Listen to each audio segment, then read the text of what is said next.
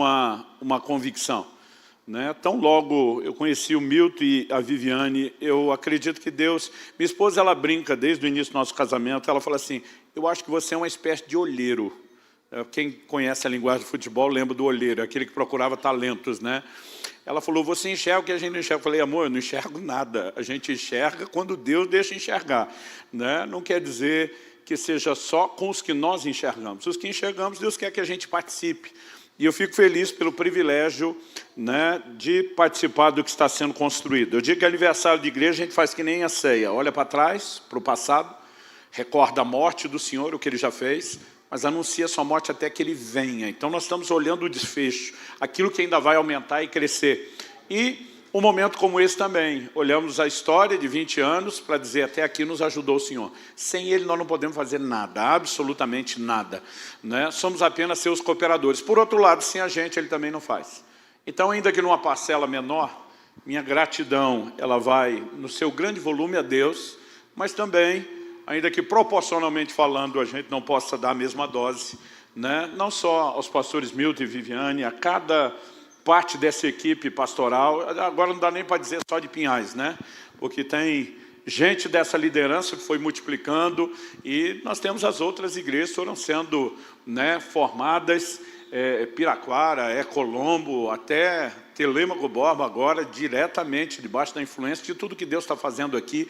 Então, minha gratidão a todos os pastores, diáconos, líderes de célula, todo mundo que trabalha, todo voluntariado, pela resposta de vocês a Deus. Mas minha missão aqui hoje é tentar te ajudar a corresponder um pouco mais. Não só com a disposição de serviço que vocês têm demonstrado, mas com uma percepção de fé e confiança em Deus, que vai nos levar para o próximo nível. Então, a minha preocupação hoje não é apenas trazer um momento de informação, de alinhamento doutrinário, mas eu quero provocar você a um novo nível de resposta de fé. Vocês estão prontos para receber a palavra de Deus? Então, abra a sua Bíblia, por gentileza, na primeira carta de Paulo a Timóteo, no capítulo 1, e nós vamos ler o verso 17. Ele vai ser o nosso ponto de partida e vai dar o direcionamento, o trilho no qual a gente vai se mover. Eu vou ler na Nova Almeida atualizada, mas qualquer que for a sua versão, acompanhe comigo. O texto diz assim: ao Rei eterno, imortal, invisível, Deus único, honra e glória para todos sempre. Amém.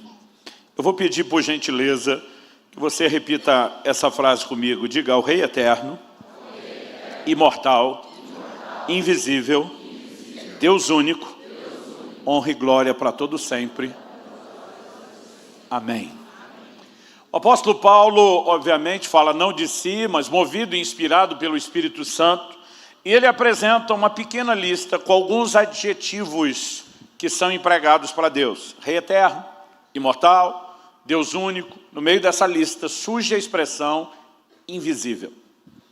Eu gostaria de dizer que isso não é apenas um adjetivo usado para classificar Deus. Mais do que um adjetivo, nós temos uma característica que tem que ser reconhecida como apresentada pelo próprio Deus, procede dele a inspiração, uma característica que o próprio Deus usa na revelação de si mesmo na Escritura. O tema da minha mensagem hoje é o Deus invisível. Só dá tempo de falar de um desses adjetivos e ainda rapidamente. Essa expressão aqui traduzida como invisível, no original grego é a palavra auratos. Auratos significa despercebido, que não pode ser visto, e que na maioria das traduções, em todas as línguas, foi traduzido como invisível. Essa ideia de um Deus que não pode ser visto, ela é sustentada de forma recorrente ao longo das Escrituras. Em João 1,18 a Bíblia diz: ninguém jamais viu a Deus. Em João 5,37, Jesus diz para os judeus: vocês nunca ouviram a voz dele, nem viram a sua forma. Em Colossenses 1,15, Paulo, se referindo a Jesus, diz: ele é a imagem do Deus invisível. Ou seja, o Deus que nunca foi visto. Por meio de Jesus teve uma imagem, mas a menção é de que o Pai é o Deus invisível. Em 1 Timóteo 6,16, Paulo, que já tinha dito no início da epístola que Deus é invisível, agora termina dizendo: o único que possui imortalidade, que habita em luz inacessível, a quem ninguém jamais viu, nem é capaz de ver. A ele honra e poder eterno. Amém.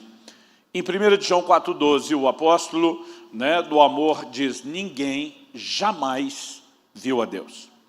Ou seja, quando falamos do Deus invisível, não é algo que simplesmente a gente vai inferir. É uma declaração clara, explícita e recorrente. O que me leva à seguinte pergunta: por que não ser visto? Eu não sei você, mas eu aprendi desde cedo que questionamentos nos ajudam a entender. Tem pessoas que questionam no espírito da incredulidade, duvidar. Mas questionamentos podem nos ajudar a aprender e crescer. E eu gosto muito de fazer perguntas. E eu gosto de procurar as respostas a essas perguntas na Bíblia.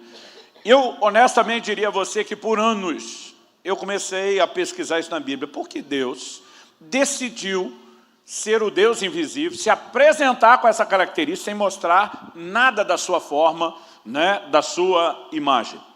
E alguns motivos podem ser destacados. Eu quero destacar os 3 principais que eu enxerguei, ou eu diria até os primeiros. Há vários desdobramentos, a gente poderia falar muita coisa sobre isso, até da revelação do próprio Cristo, que vem manifestar Deus.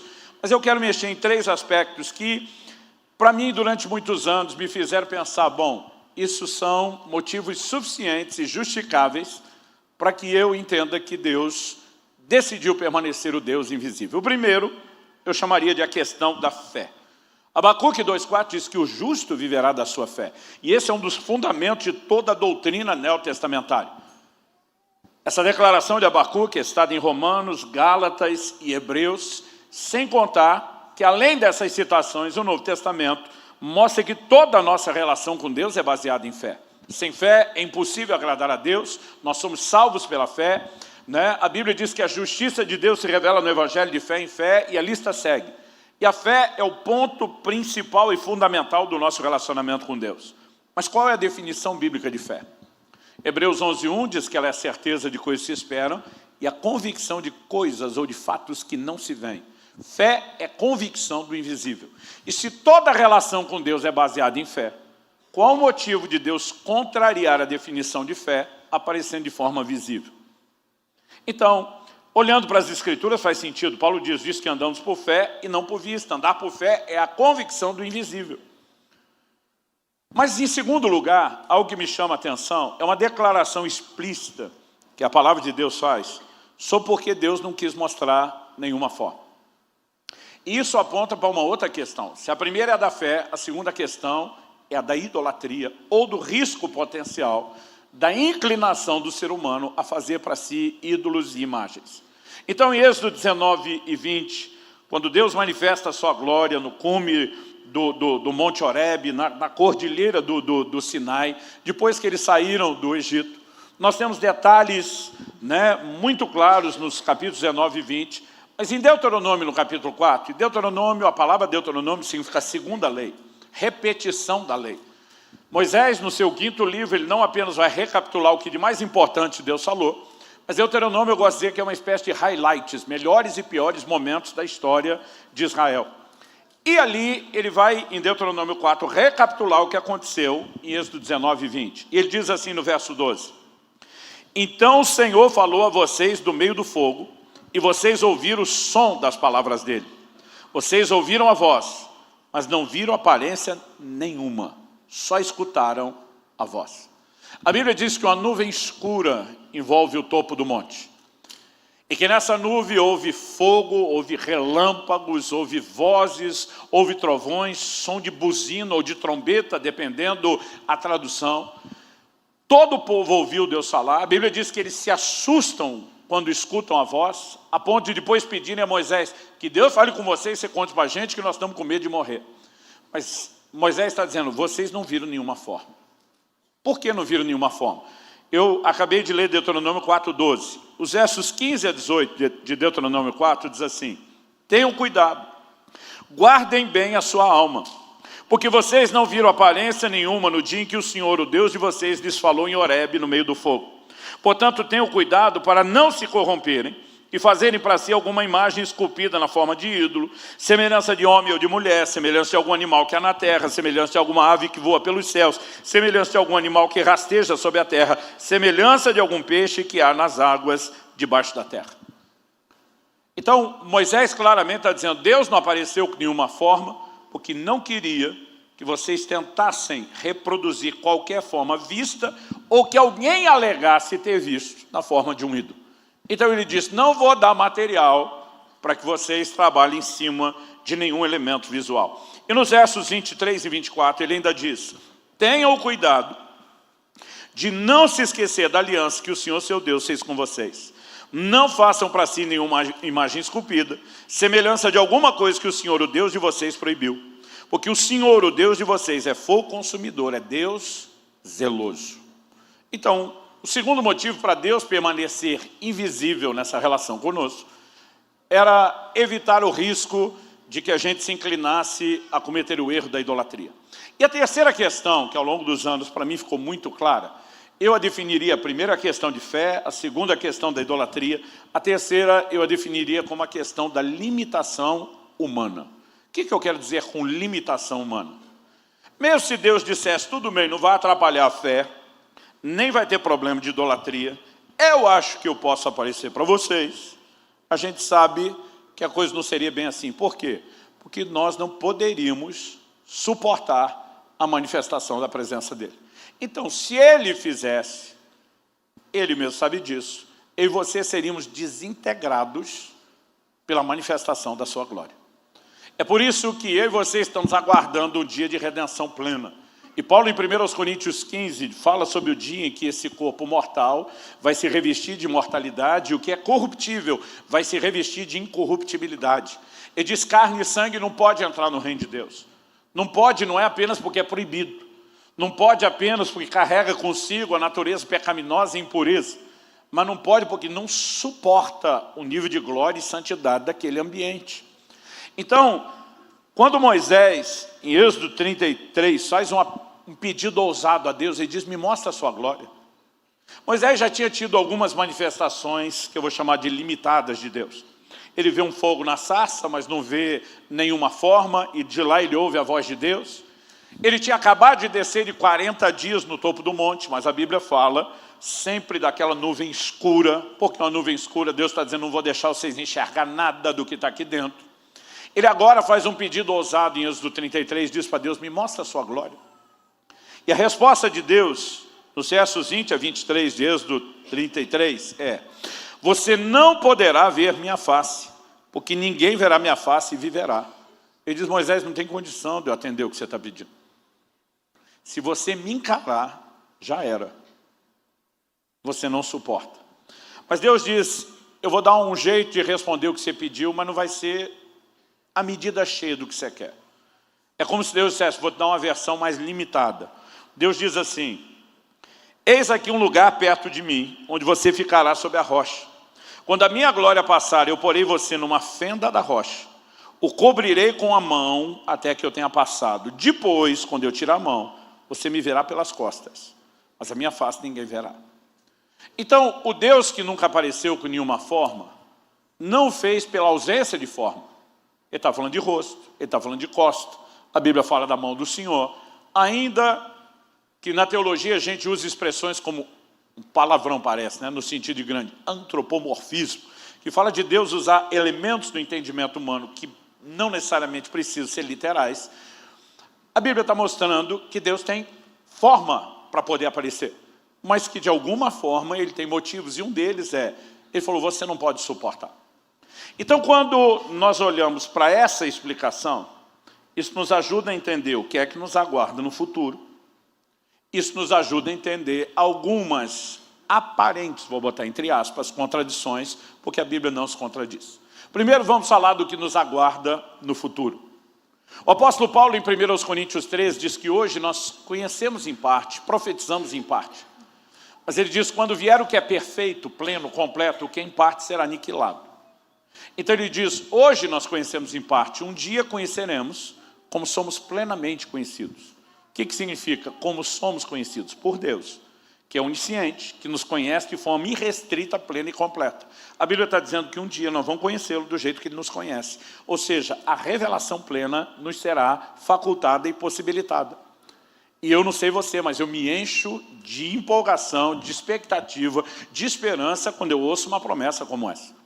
Mas até que esse dia chegue, eu fico olhando a questão da fé, da idolatria, da impossibilidade, e para mim são motivos satisfatórios para gerar em mim a esperança e também a paciência daquele dia quando vamos vê-lo de forma plena.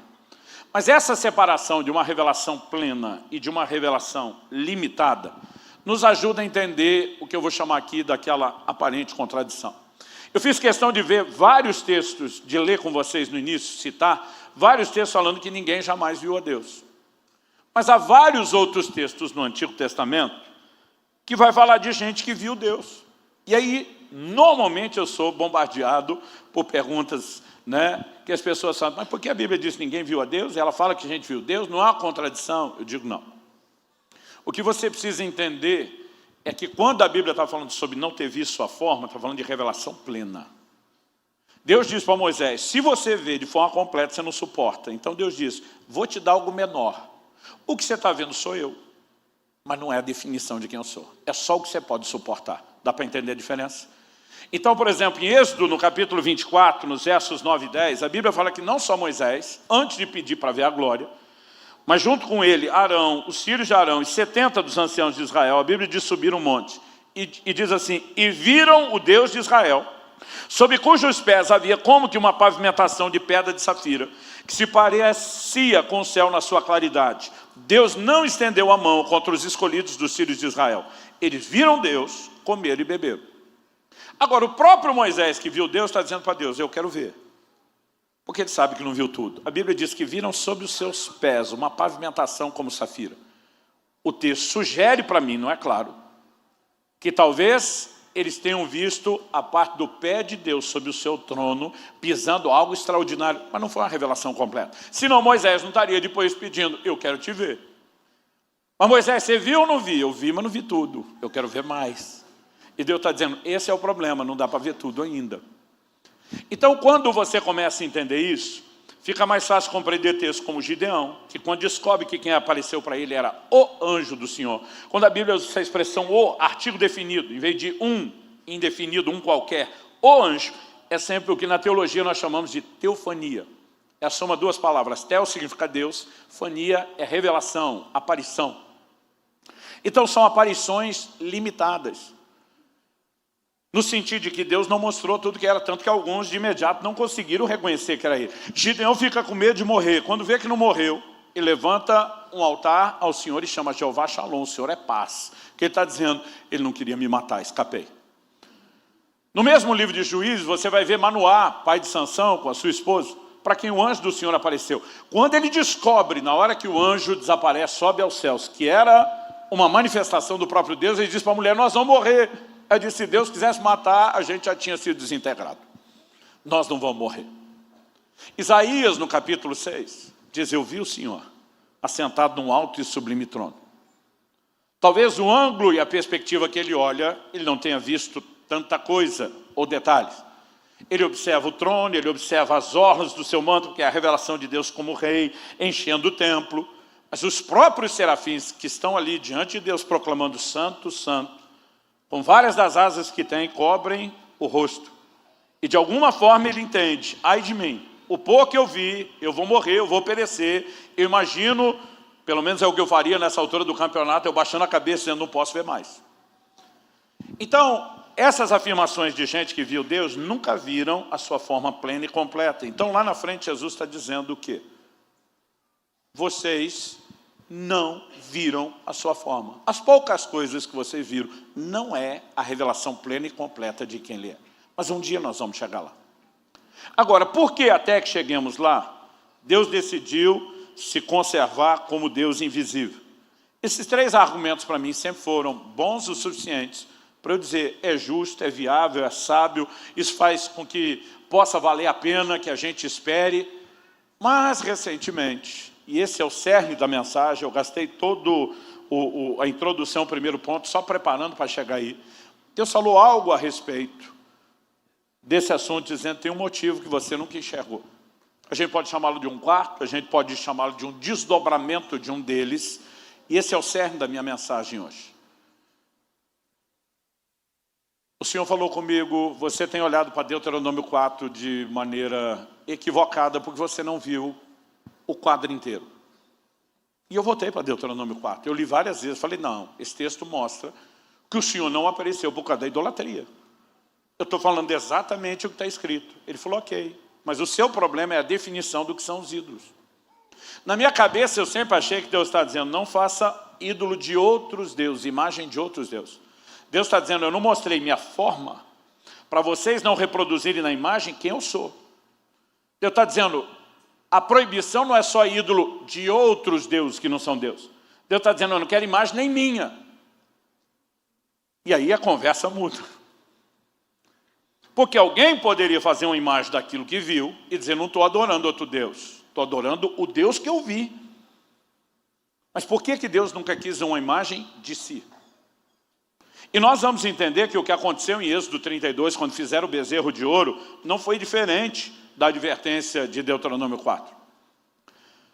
Em Êxodo 32, de 1 a 5, se você quiser me acompanhar, nós vamos perceber um detalhe que é muito, muito importante nessa construção.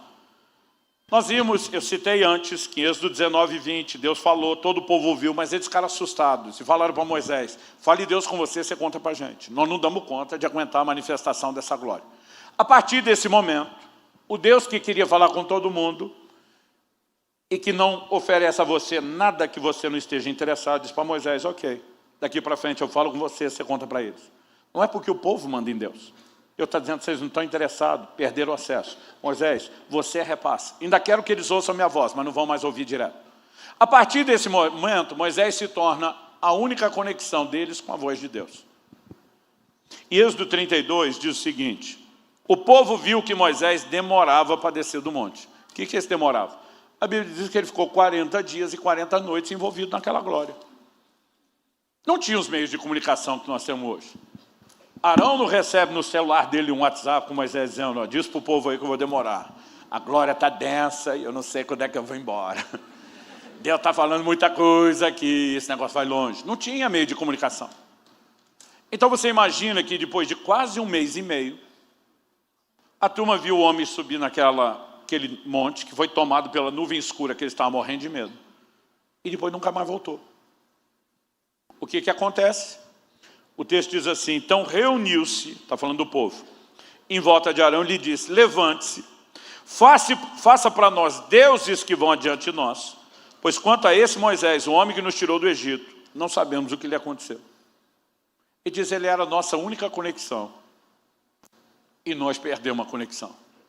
Então, nós precisamos que você nos faça Deus. Eu ficava revoltado quando eu lia isso. Eu dizia, bando de gente traidora que virou as costas para Deus depressa, trocou ele por outros deuses. O texto continua e diz assim, Arão respondeu, tirem as argolas de ouro das orelhas de suas mulheres, seus filhos, suas filhas, tragam para mim. Então todo o povo tirou das orelhas as argolas e as trouxe a Arão. Este, recebendo-a das mãos deles, trabalhou o ouro com buril, fez dele um bezerro de metal fundido. Então disseram, são estes, ó Israel, seus deuses que tiraram você da terra do Egito. Aqui eu ficava mais revoltado ainda. Além de trocar Deus por outro, deram o crédito que Deus fez para quem não fez. Agora pergunta a eles, estavam dando crédito para outro Deus? O que sempre me fez pensar isso foi a expressão deuses, no plural.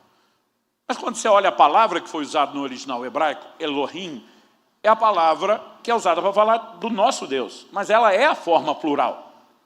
A gente simplesmente tem uma tradução no singular pelo entendimento de que um só Deus, que é o que chamamos de mistério da Trindade, se revela em 3 distintas pessoas. Mas a forma é plural.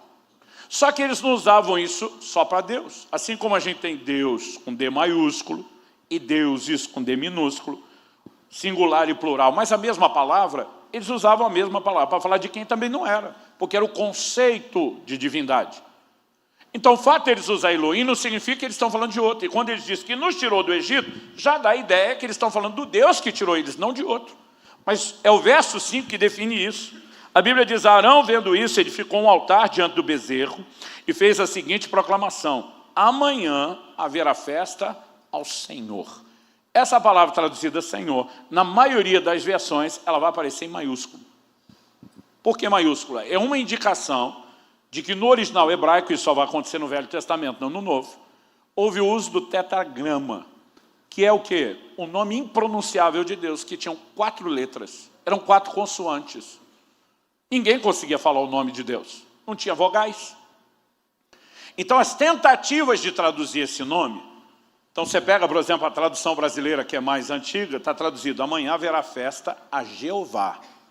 A palavra Jeová e Yahvé são a tentativa de pronunciar o nome com a gente colocando possíveis vogais que a gente imagina, e Deus nunca disse qual era a pronúncia.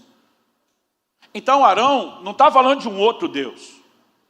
Quando eles dizem, são os deuses tirados do Egito, ele diz, é Yahvé, é Jeová. Só que eles deram uma forma que Deus nunca revelou. Isso foi suficiente para que a ira de Deus se acendesse. E lá na frente, Moisés pergunta, o que é que esse povo fez para você levá-los a cometer tamanho pecado? Então Deus nunca quis uma imagem de si. E aqui nós temos um detalhe importante. Porque isso não significa apenas trocar Deus por outro. Significa não diminuir quem Deus é. Então a essência da minha mensagem hoje é: não limite Deus.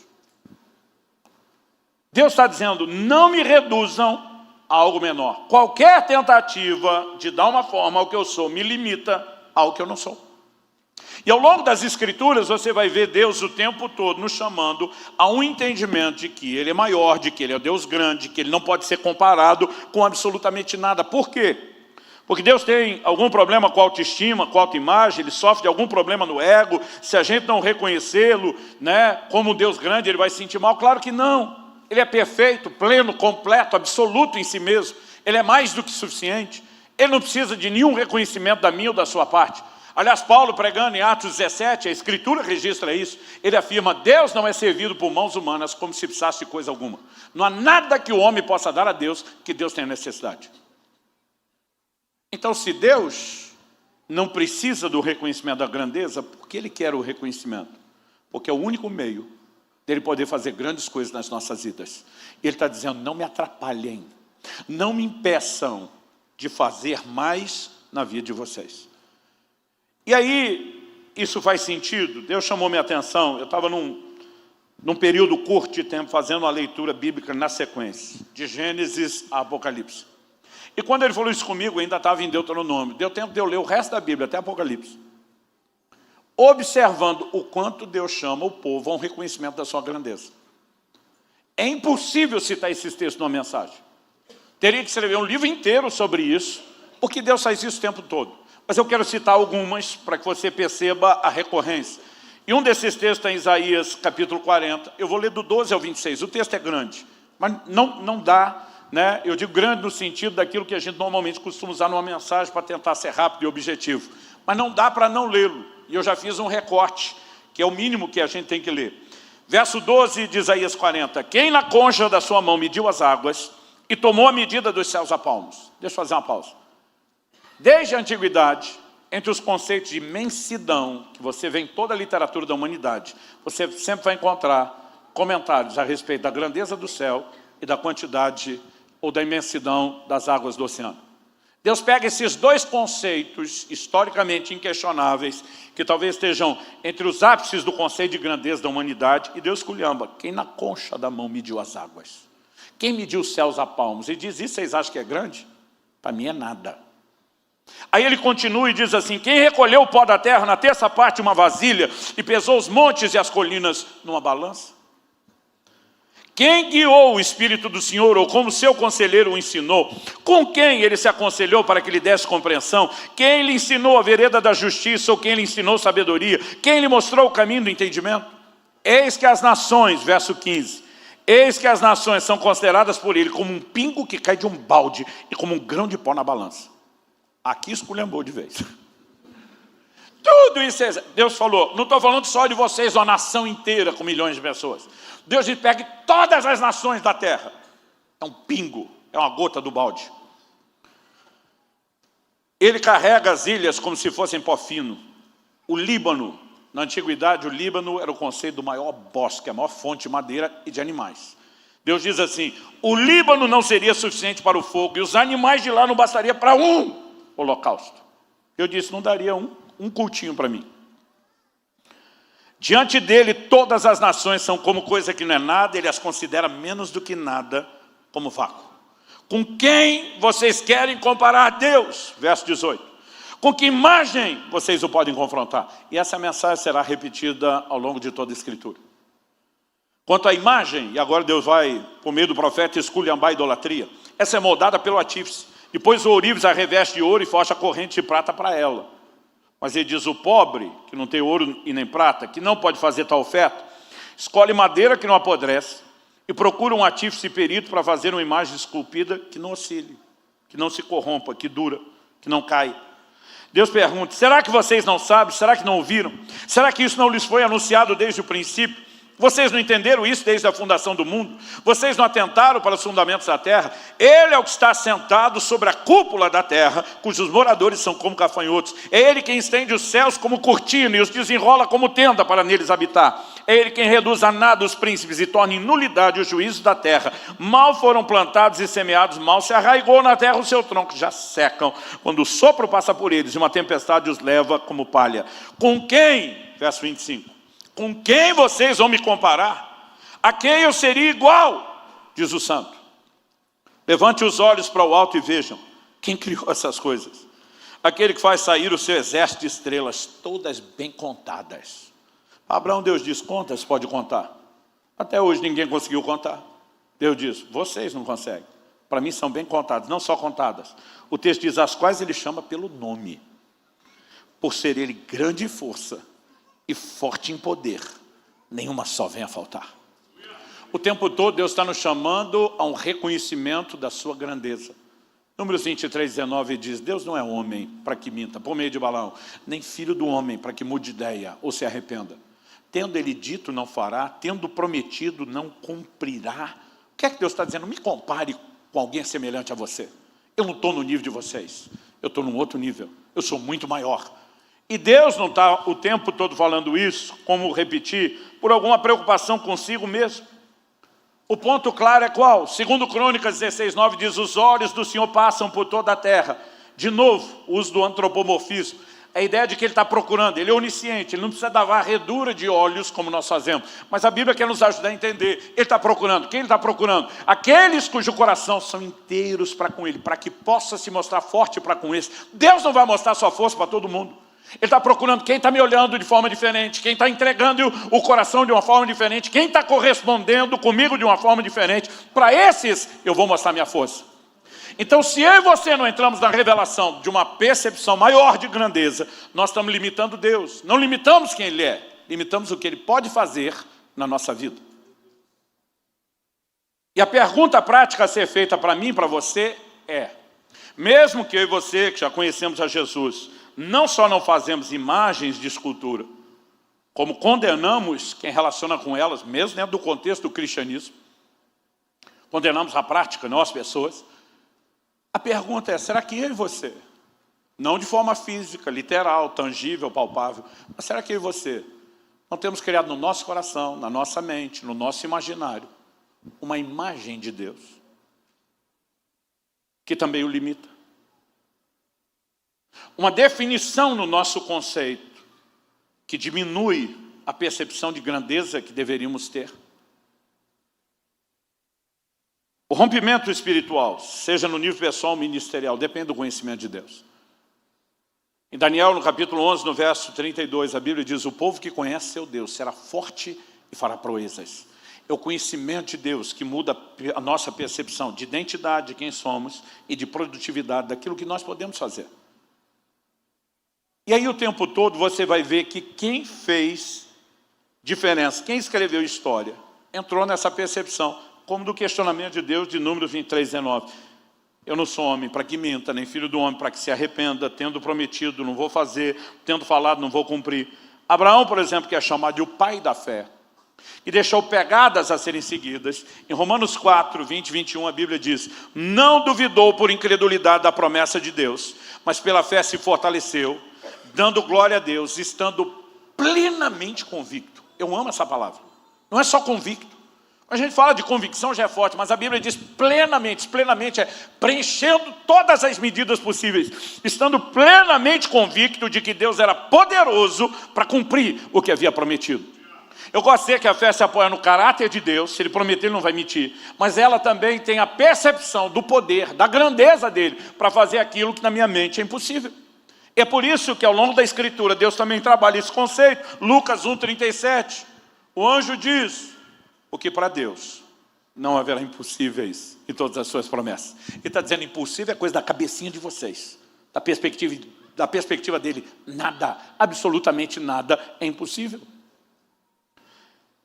Em Marcos 10, 27, Jesus, ensinando os discípulos, diz, para os seres humanos é impossível, contudo não para Deus, porque para Deus tudo é possível. Ele está dizendo, vocês estão aqui no universo da impossibilidade, da possibilidade.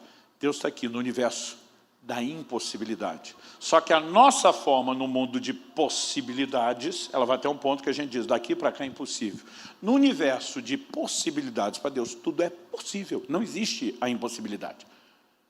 E porque o tempo todo Deus está tentando reprogramar a nossa mente. Porque se eu e você não tivermos a percepção da grandeza de Deus, nós vamos limitar aquilo que Ele pode fazer. Eu comecei a perceber nessa última leitura bíblica que fiz, e Deus começou a falar essas coisas comigo no finalzinho de julho. Agora, eu comecei a perceber ao longo de agosto, porque até o fim de agosto eu tinha terminado essa leitura, não só as declarações de Deus nos chamando ao reconhecimento da grandeza, mas eu fiquei perplexo com o tanto de indiretas e informações implícitas e nas entrelinhas que você tem, de que quem fez diferença era a gente tinha uma percepção da grandeza de Deus. Porque a nação de Israel escolheu Saul para ser rei. Era o maior cara que eles tinham. Quem ia liderar o exército tinha que ser uma figura que inspirava a confiança dos outros e metia medo do inimigo. Mas quando o Golias aparece, que é maior que o Saul não teve coragem de encarar. Ninguém teve. Aí aparece um baixinho invocado, que nunca foi à guerra, sem nenhuma experiência. Ele olha para o desafio do Golias e diz, quem é esse incircunciso filisteu para afrontar os exércitos do Deus vivo? A percepção de grandeza dele não é de si como guerreiro. A percepção de grandeza dele é de Deus. Ele diz, vocês estão olhando o tamanho do cara, eu estou olhando o tamanho de Deus. Isso aí é um inseto que Deus vai esmagar no meio do caminho. Saul diz, então, luta com a minha armadura. E diz, filho, lutar com isso aí podia fazer você melhor do que eu. E se usar recurso humano, vamos usar o divino. Ele olha para o Golias e diz, você vem contra mim com espada, com lança. Davi não diz para ele, eu vou contra você com fundo e pedra. E diz, eu vou contra você em nome do Senhor dos Exércitos. E ele diz para o Saul, eu posso nunca ter feito isso com gente, mas já treinei com os bichos. Leão, urso, encarei todo mundo. Deus me livrou deles, Deus me livra do gigante. É a percepção de Deus. Quem está entendendo? Quando Salomão vai construir a casa que Davi almejava, e Deus confiou isso a Salomão, ele na hora de recolher elementos, ele está pedindo madeira para casa, para alguns reis da região. A Bíblia diz que a afirmação que ele faz, segundo Crônicas 2, versos 5 e 6, é a seguinte, o templo que edificarei será grande, porque o nosso Deus é maior do que todos os deuses. Para justificar o volume de madeiras, ele está dizendo para o fornecedor, a casa que eu vou fazer é maior, é mais excelente e gloriosa do que você pensa. Nunca na história houve um templo como o de Salomão. Ele diz, por que o nosso vai ser maior? Porque o nosso Deus é maior do que todos os deuses. Ele diz, essas imagens que eles usam, que nem são Deus de verdade, tem templo decente, o nosso que é maior vai ter um muito melhor. Mas mesmo esse templo maior, olha o que Salomão diz, eu acho isso o máximo. Ele diz assim, no entanto, quem seria capaz de lhe edificar um templo, visto que os céus e até o céu dos céus não podem conter? Salomão diz, é besteira achar que esse Deus, maior do que o próprio universo que ele criou, pode ser contido numa casinha dessa. Que mesmo sendo maior do que a dos outros deuses, para ele é uma casinha de nada. Mas se ele não pode ser contido nem nos céus dos céus, para que fazer uma casa? Salomão diz, e quem sou eu para lhe edificar um templo? A não ser para queimar incenso diante dele. Ele está dizendo, Deus não precisa de uma morada, nós que precisamos de um lugar para honrá-lo, para orar a ele, para adorá-lo. Isso não tem a ver com ele, tem a ver conosco. Então, mesmo essa casa maior do que o dos outros, não define o tamanho de Deus, Ele é maior. Isso está espalhado em toda a Escritura. Eu comecei a perceber declarações na adoração de Davi e dos demais salmistas. E se repete, por exemplo, Salmo 145:3, grande é o Senhor e muito digno de ser louvado, sua grandeza é insondável. A frase usada em Isaías 40 vai aparecer em outros textos. Isaías 46:5, com quem vocês vão me comparar? A quem eu seria igual? E que coisa semelhante confrontarão comigo? De novo Deus esculhamba os ídolos. Eles os põem sobre os ombros, levam-no, põem no seu lugar e aí ele fica. Do seu lugar não se move. Recorrem a ele, mas nenhuma resposta ele dá. E não livra ninguém da sua tribulação. Lembrem-se disso e animem-se. Pensem a respeito disso, ó rebeldes. Lembrem-se das coisas passadas, das coisas da antiguidade, que eu sou Deus e não há outro. Eu sou Deus e não há outro semelhante a mim. Desde o princípio anuncio o que há de acontecer. Desde a antiguidade revelo as coisas que ainda não sucederam. Eu digo, meu conselho permanecerá em pé e farei toda a minha vontade. De novo a pergunta prática é, será que eu e você não temos feito uma imagem, criado uma imagem interior de Deus, do conceito de Deus que o limita? E quando eu falo isso, não é dizer que Ele não tem poder para fazer nada. Mas será que nós não estacionamos só no nível de percepção que chegamos, a ponto de não perceber que nós não estamos conseguindo avançar para ver coisas maiores? Tirando Jesus, de quem João claramente diz, se todos os milagres que ele operou fossem registrados, nem no mundo inteiro caberiam os livros. Mas tirando Jesus, falando daqueles de nós que nascemos como mortais, pecadores, ainda que se aproximando de Deus, eu acredito talvez ninguém viu milagre como Moisés. Nem quantidade, nem intensidade. Esse cara era doutorado no sobrenatural. Expert do mais alto nível. Mas depois de ter visto as coisas mais extraordinárias possíveis, tem um momento que Números 11 relata que o povo está murmurando.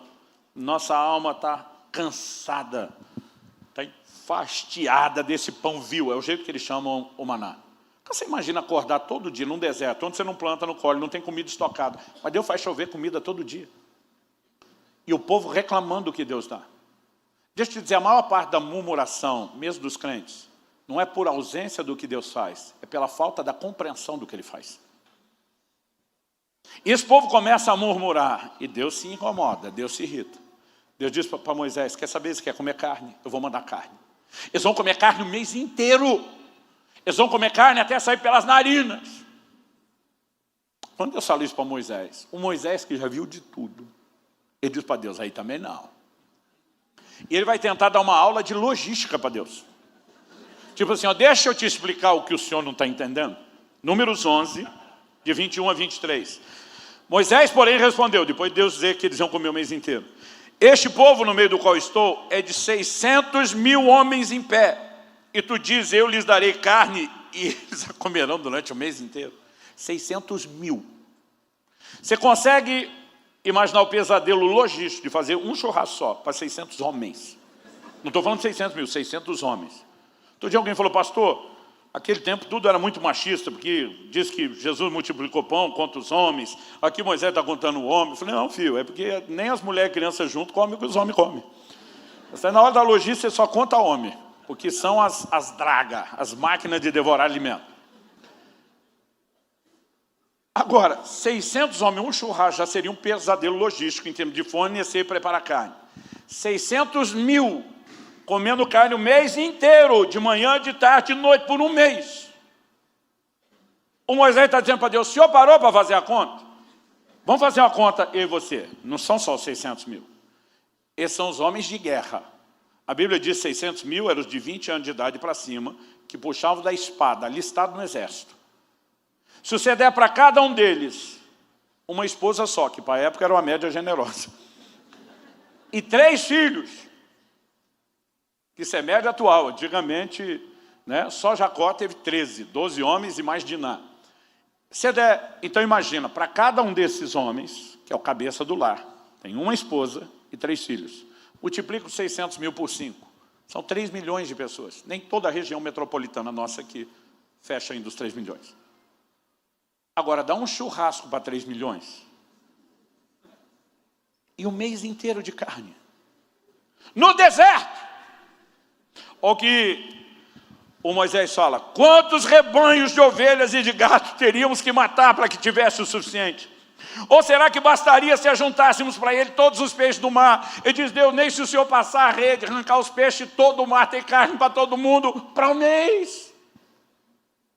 O que é que Deus responde? Porém o Senhor respondeu a Moisés: será que a mão do Senhor se encurtou? Está dizendo: ó cabeção, eu perdi meu poder?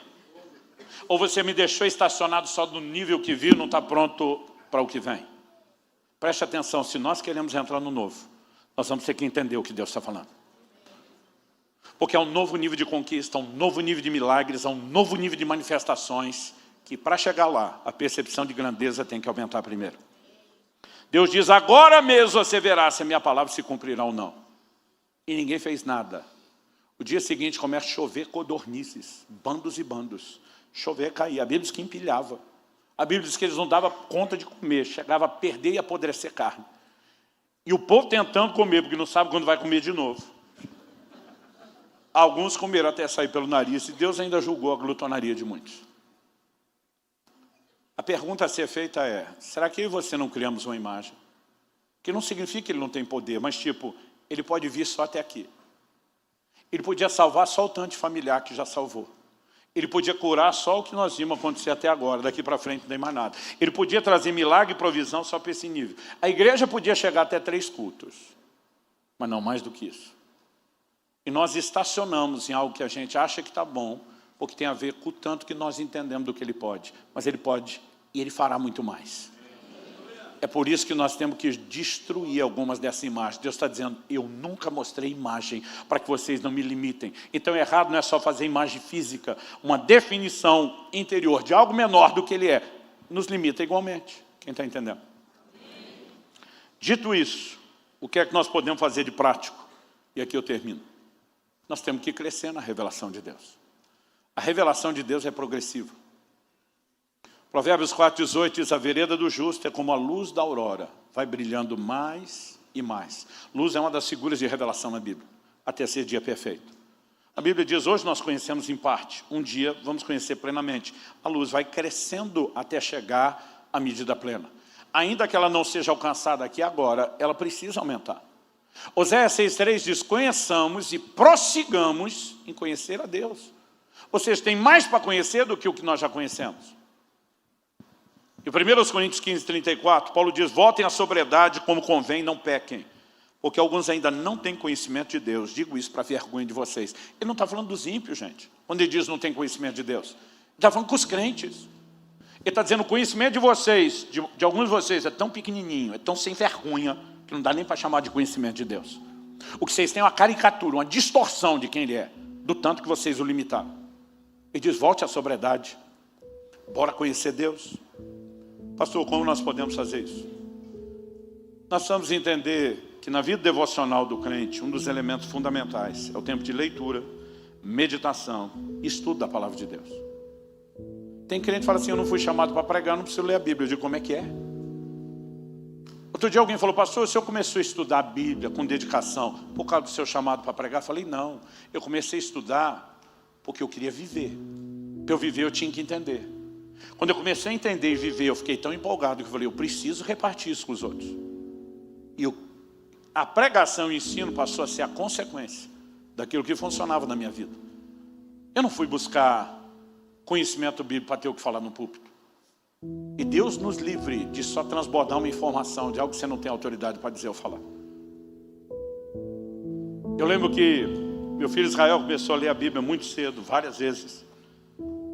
Aos 6 anos de idade, quando ele fez aniversário, eu dei uma Bíblia para ele, dessas que eu chamei de Bíblia de gente grande. Era uma versão mais fácil, acho que era a Bíblia viva, mas já não era aquela coisa de criança. Minha esposa é pedagoga, ela não esperou as crianças ir para a escola. Aos 5 anos, ela estava alfabetizando os dois num nível bem diferenciado.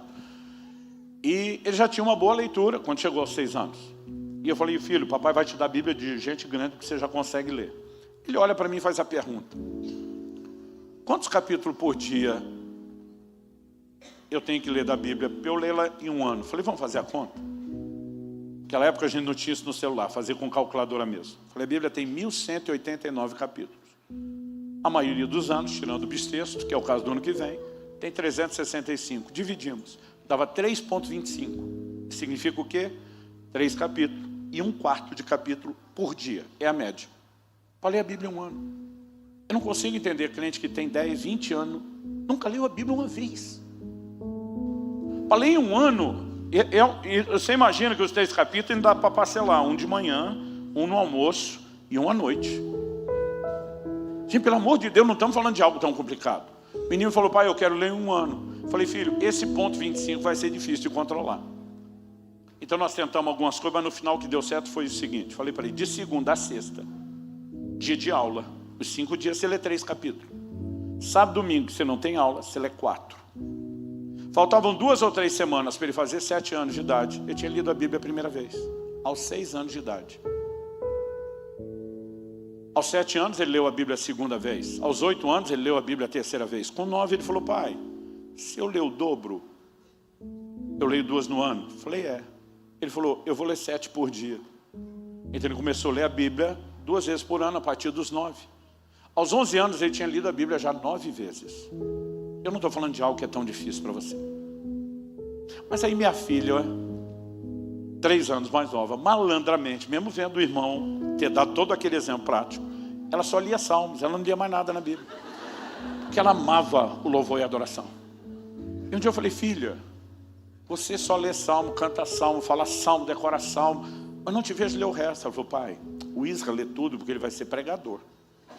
Eu vou ser adoradora. Tipo, eu não preciso. Eu falei, você está maluca. Primeiro está maluco é achar que você não vai pregar. Ou que você vai. E você não vai porque eu estou mandando. Você vai porque eu discerni algo no plano e no propósito de Deus. Segundo, mesmo que você for só da música, as líderes de louvor e compositoras que você mais admira, compuseram as músicas baseadas no quê? No que elas entendem da palavra. Se você não tem entendimento doutrinário, nem para música você vai servir, a menos que você se limite a só interpretar o que outros compuseram. Eu falei, filha, presta atenção. Você precisa da Bíblia para viver em Deus, independente de pregar ou não. Então eu falei, a partir de hoje eu estou na sua cola. Porque tem gente que tem esse conceito, eu não vou pregar, não preciso. E gente, não é algo tão complicado. Eu não estou dizendo que você tem que fazer loucura o tempo todo. Eu li agora num jejum a Bíblia inteira em 40 dias. Mas já fiz 2 vezes no mês. Mas já teve ano inteiro que eu não li ela de capa a capa. Eu fiquei focado em porções. Eu não estou te dizendo como fazer, eu só estou dizendo, se a gente não voltar para a palavra, nós não vamos entender Deus. Porque Jesus diz em João 5,39, examinais as Escrituras, porque julgais ter nelas a vida eterna. E são elas que testificam a respeito de mim. O Deus invisível diz, a imagem que eu quero pôr de mim dentro de vocês, está toda na Bíblia. São as declarações que eu fiz a meu respeito. Então você vai usando elas e montando o quebra-cabeça. Em dezembro agora eu vou completar 30 anos de pastorado. Eu não sei te dizer quanto aconselhamento eu já dei na vida. Quantas horas de aconselhamento. Porque diferente de piloto de avião, a gente não conta a hora de voo como eles, nem a hora de aconselhamento. Mas eu posso dizer que foram muitos milhares de aconselhamento ao longo de 30 anos. A maioria das pessoas feridas pelas circunstâncias, elas demonstram que não entendem quem é Deus. Que nem a mulher de Jó. Que na hora que o negócio ficou ruim, diz, amaldiçoa seu Deus e morre. Só diz, na hora que estava bom, ele era Deus. Agora deu ruim, ele não é. Ele diz para ela o que muito marido já quis falar para a sua. E vice-versa. Você fala como uma louca.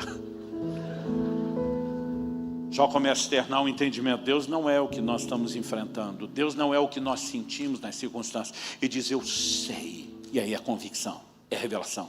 Que o meu Redentor vive e ele há de se levantar sobre a terra. Como pessoas que enfrentam as mesmas circunstâncias têm percepções diferentes. Foram buscar a leitura de Deus em fontes diferentes. Ela está buscando na circunstância. Circunstância está boa, Deus é bom. Circunstância está ruim, Deus é ruim. E se é isso que nós pensamos dele, como que ele pode intervir na nossa vida?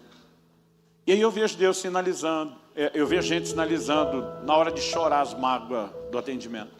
Deus foi injusto comigo. Às vezes não falo com essas palavras, mas está nas entrelinhas, está insinuado. Eu digo, Deus injusto? Esse povo nunca leu Hebreus 6,10. Deus não é injusto. Aí daqui a pouco, num outro comentário, acaba vazando um outro choro. Deus prometeu e não fez. Eu digo, como é que é? Hebreus 6,18 neles. É impossível que Deus minta. 1 Samuel 15:29. A glória de Israel não mente nem muda de ideia. Tito capítulo 1, versos 2 e 3 diz: o Deus que não pode mentir, prometeu antes dos tempos eternos e no momento oportuno manifestou a sua palavra. Nem sempre cumpre na hora que nós queremos, mas se Ele falou, Ele vai cumprir. Que conversa é essa de que Deus falou e não fez? São pessoas que fizeram uma imagem de um Deus que é diferente do que Ele é. Ah, pastor, mas o senhor fala isso porque com você Deus se importa, comigo não. Deus que não se importa. Romanos 8,32 neles. A Bíblia diz o seguinte: se Ele não poupou nem mesmo a seu próprio Filho, antes o entregou por amor de nós, como não nos dará juntamente com Ele todas as coisas? Em outras palavras, Paulo está dizendo: se Deus deu Jesus, que é o que tinha de melhor, Ele faz qualquer loucura por você, crente. Você imagina quando nós começamos a entrar nesse lugar de entendimento e percepção, de que Deus está disposto a fazer qualquer coisa por nós, em vez de ficar resmungando que Ele não se importa. Um Deus infiel. Já ouvi isso de muita gente. Deuteronômio 7,9 neles. Portanto, sabe que o Senhor, seu Deus, é Deus. Ele é o Deus fiel. Repete comigo: o Deus fiel. Não, com ânimo, como se você tivesse almoçado. Vamos lá: o Deus fiel. Ele diz que guarda aliança e misericórdia até 1000 gerações aos que o amam e cumprem os seus mandamentos. Como que Ele não é fiel? O problema é que nós medimos a fidelidade de Deus nas circunstâncias. No início da Alcance Curitiba, um grupo grande de irmãos se uniram. Eu acho que além de toda a honra e carinho, eles deviam estar com um pouco de dó de mim, e se uniram para me dar um carro bom para as viagens. Eu nunca tinha tido um carro tão bom, tão novo. Não era zero, mas era o mais novo de todos. Quando me fizeram a surpresa e botaram um laço e tudo, eu estava emocionado com tudo, mas eu vi que alguém botou um adesivo no vidro do carro. Deus é fiel. Falei: eu aceito o presente se arrancar o adesivo. Os caras: o quê? Você está louco, pastor? Eu falei: não estou louco. Deus é fiel só quando a gente anda de carro novo? Se eu estiver andando a pé e de bicicleta, Ele não é fiel? Se eu estiver nos carrinhos que eu já tive, o 144, uma Brasília 74, Ele não era fiel? Que conversa é essa de que bota adesivo Deus é fiel só quando tem carrão? Eu falei: vocês não botaram adesivo porque Deus é fiel. Vocês botaram adesivo para imaginar: agora sim Deus honrou. Falei: Deus já tinha me honrado com a salvação, com o Espírito Santo dentro de mim, com o meu nome no livro da vida. Não é essas coisas que definem. Mas o problema é que nós estamos procurando a leitura de quem Deus é nas circunstâncias. Então, medindo a circunstância, eu digo que Ele é fiel? Não. Entendendo a fidelidade de Deus é que eu atropelo as circunstâncias. Dá para entender a diferença? Então, nós precisamos voltar às palavras, à palavra.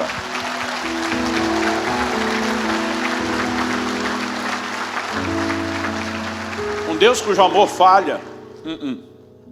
Romanos 8, 38 e 39 neles. Se você não lembra, eu te lembro. Porque eu estou bem certo. Paulo disse que Abraão estava plenamente convicto. Agora ele não diz só: eu estou certo. Eu estou bem certo. Convicção. De que nem a morte, nem a vida, nem os anjos, nem os principados, nem as coisas do presente, nem do porvir, nem os poderes, nem a altura, nem profundidade, nem qualquer outra criatura poderá nos separar do amor de Deus que está em Cristo Jesus, nosso Senhor. Como questionar o amor de Deus? Mas se nós não mergulharmos na palavra, esse tem sido o meu anseio. Davi diz: uma coisa pedi ao Senhor e a buscarei. Uma coisa. Quando Natan vai confrontá-lo pelo pecado de Batseba, ele falou: Deus te deu tudo isso. E Natan ainda falou assim: e se fosse pouco, Ele daria mais. Ele está dizendo para Davi: tu tinha carta branca, crédito irrestrito para conseguir o que quer. E ele diz: mas eu quero uma coisa só. E diz: eu pedi uma coisa, e é isso que eu vou buscar, que eu possa habitar todos os dias no seu santuário. Para que, Davi? Contemplar sua formosura. E diz: eu quero admirar Deus, os atributos de Deus. Ele diz: e para meditar no seu santo templo. Outras traduções dizem inquirir. A palavra ali usada é estudar, examinar, pesquisar. Ele está dizendo: eu quero estudar Deus. Não só os atributos para ficar babando na adoração, mas para a minha percepção de grandeza aumente. E aumente, e aumente. Ele não foi chamado de um homem segundo o coração de Deus por perfeição, porque a Bíblia registra que ele não tinha. Mas como talvez nenhum outro ser humano demonstrou, havia um anseio para entender e compreender Deus. E eu e você precisamos ser tomados pelo mesmo desejo de crescer na revelação. O caminho ainda é a palavra. Mas tem algo que se soma a ela, que é uma química explosiva. É a vida de oração. Jeremias 33:3, invoca-me, que te responderei. A maioria dos crentes põe um ponto aí e diz, isso aqui é oração. Eu peço, Deus atende, eu clamo, Ele responde. Mas não é só isso. É isso e mais um pouco. E é o mais um pouco que a gente não tem visto em sacrificar. O que é o mais um pouco? Deus diz, anunciar-te-ei coisas grandes e ocultas que tu não sabes. Um ambiente de oração que é cultivado com frequência nos introduz numa percepção de revelação. Jesus disse que o Espírito não apenas nos faria lembrar o que Ele diz, recordar a palavra, mas Ele diz, Ele vai guiá-los a toda a verdade. Toda aplicação prática da palavra é obra do Espírito Santo, e normalmente essa obra vem no ambiente de oração. É por isso que você precisa de uma vida devocional. Eu fico doido quando as pessoas chamam isso de religiosidade. O ataque deles ao chamar isso de religiosidade é uma desculpa que eles não façam. Agora, se eles não têm fome e anseio de Deus, o problema é deles. Se você temos e a revelação de Deus vem por lá, nós não vamos fazer isso por obrigação. A Bíblia fala daquele cujo prazer está na lei do Senhor. Nós precisamos entrar nesse lugar de prazer. É a minha lente de entendimento e de descoberta de Deus. É o que me permite ver o que Ele não mostrou. Quem está entendendo? Olhar para trás de vez em quando ajuda. Porque a maioria de nós, além de não crescer na revelação, está perdendo o que já teve. Então, às vezes, recordar o que Deus fez não nos deixa perder. Mas não é tudo que você precisamos. No Salmo 77, eu encerro aqui. De 11 a 14 nós lemos, recordarei os feitos do Senhor. Certamente me lembrarei das tuas maravilhas da antiguidade. Meditarei em todas as tuas obras e pensarei em todos os teus feitos poderosos. O teu caminho, ó Deus, é de santidade. Que Deus é tão grande como o nosso Deus. Ele diz, não tem para ninguém. Eu lembro de um amigo que foi pregar numa igreja. Era dessa igreja pentecostal, daquela trincar mamona, ou seja, ele esperava barulho, vibração do povo. Mas ele falou, ouvi uma frase inusual, fora do comum. Tinha um irmão que enquanto eu pregava, ele não gritava glória a Deus, aleluia, fala a Deus. Ele só gritava, eita Deus grandão! E esse amigo falou, rapaz, aquilo mexeu comigo. Porque de alguma forma esse camarada estava conseguindo não só repetir o que os outros falam, mas admirar. Deus é grande. É maior do que nós o temos definido. E às vezes a gente não lembra nem o que Ele fez, o que dizer, entrar no que Ele quer fazer de maior. E sabe, a gente tem que olhar para trás em momentos como esse e tem que ser grato a Deus. Festas como essa não podem deixar de acontecer. Porque quando a gente vai olhando tudo que Deus fez, a gente começa a entrar num lugar onde a gente diz, eu não vou perder a percepção. Mas o problema é que nós não podemos parar só na lembrança. Anos atrás eu acordei um dia bem desanimado, o mundo parecia branco e preto em vez de colorido. Deus estava offline, o sinal, a internet tinha caído, não tinha conexão com Ele, a oração não fluía, a adoração, meu devocional, eu desisti dele logo no começo, eu estava desanimado. Era aquele dia assim, que a fé parece que tinha desaparecido. Encontrei um crente empolgado, aleluiado. Daqueles quando você vê, você pensa, hoje não, tipo assim, me poupe. Pastor, glória a Deus, que bom te encontrar. Alguém me falou que o senhor deu um testemunho assim, assim, é verdade. Eu falei, é verdade. E eu doido para escapar. Não, pastor, o senhor nasci. O senhor normalmente gosta de contar a história com detalhes. Tá bom, aconteceu isso. Não, pastor, isso não é detalhe. O senhor mal ampliou o que ele falou. E eu pensando, se esse é o preço para me livrar dele, vamos lá, ok? Foi isso. E dei todos os detalhes. Pensei, agora eu escapo. Ele, glória a Deus. E essa outra? Também é verdade ou é lenda urbana? Eu gosto de citar isso porque tem uns testemunhos meus que as pessoas me contam que nunca aconteceu comigo. Acho que a cada conta aumenta um ponto, ou às vezes eles misturam uma história com outra. Então as duas metades são verdadeiras, mas junto aquele híbrido já não é mais. Ele falou, isso é verdade? Eu falei, tirando esse detalhe, o resto tudo é verdade. Não, pastor, cadê os detalhes? Ok, pastor, detalhes. Aí vou lá eu, para me livrar de você. Comecei de novo todos os detalhes. A diferença é que já na segunda história, combinando com a primeira, lembrando os detalhes, alguma coisa começou a mexer dentro de mim. E eu comecei a surtar. Quando terminei a segunda, eu olhei para ele, tá bom ou quer mais? Porque agora quem queria contar era eu. Sabe o que eu entendi? Aquele cara não precisava ouvir as histórias, já estava empolgado. Quem precisava lembrar era eu. E eu agradeci a Deus. A lembrar o que Deus fez, só nos ajuda a não perder o nível do que a gente alcançou. Com a semelhança de Moisés, a gente pode estar estacionando e dizendo para Deus, mas daqui para frente também não. Se nós queremos romper.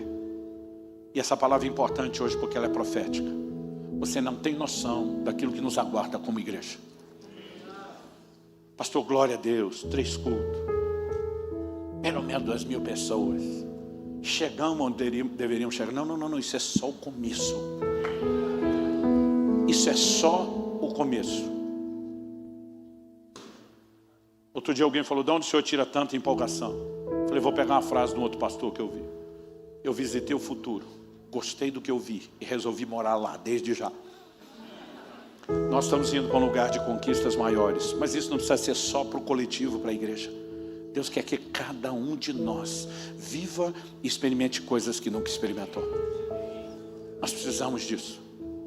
No final de agosto agora, estava acho que na virada do 38º, 39º dia de mais um desses jejuns que eu tenho feito. E eu pensei, pela primeira vez está tudo normal. Tipo assim, não aconteceu nada de muito diferente, sobrenatural, espetacular. Parece que Deus espera só a gente pensar isso, para dizer, eu me levanto de madrugada, vai ao banheiro, coisa que eu detesto. Tomei muita água antes de ir para a cama, e eu não gosto de acordar no meio da noite. Eu não tenho problema em demorar para dormir, mas depois que eu durmo, eu não gosto de ter que levantar da cama. Não antes de cumprir o sono. E eu fui e voltei do banheiro que parecia um zumbi de tanto sono. Honestamente, eu cheguei a pensar, eu estou com medo de dormir no caminho de volta de pé. De tão assim, profundo que estava o sono. E eu lembro que a segunda coisa que eu pensei, a hora que eu já estava perto da cama, eu falei, agora eu me jogo. Não dá 3 segundos, eu apaguei. Uma das coisas que eu não gosto de acordar é demorar para dormir. Eu pensei, encostar a cabeça no travesseiro, não dá 3 segundos, eu vou dormir. A hora que eu encostei, algo dentro de mim, não foi nada espetacular. Parecia só um pensamento, um sentimento. Por que você não ora um pouco?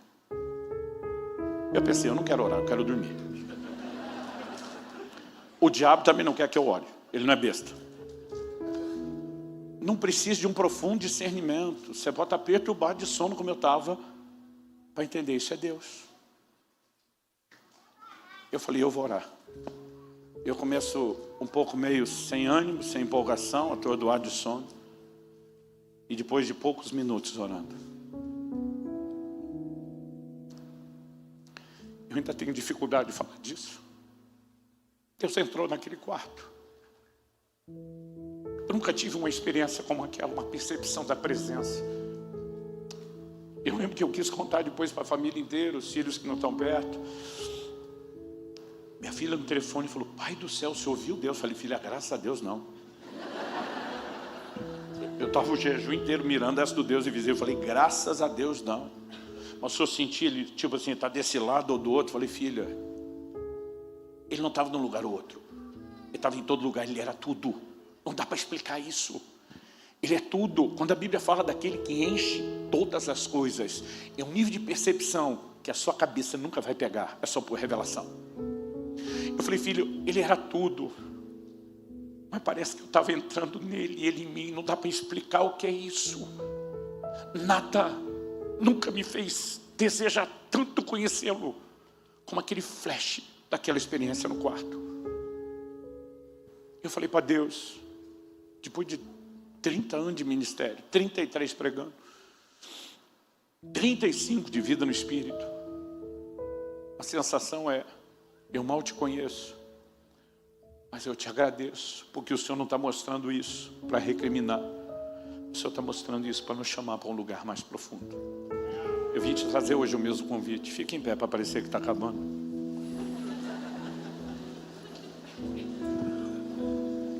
Antes de eu orar com você, eu quero que você faça a sua própria oração.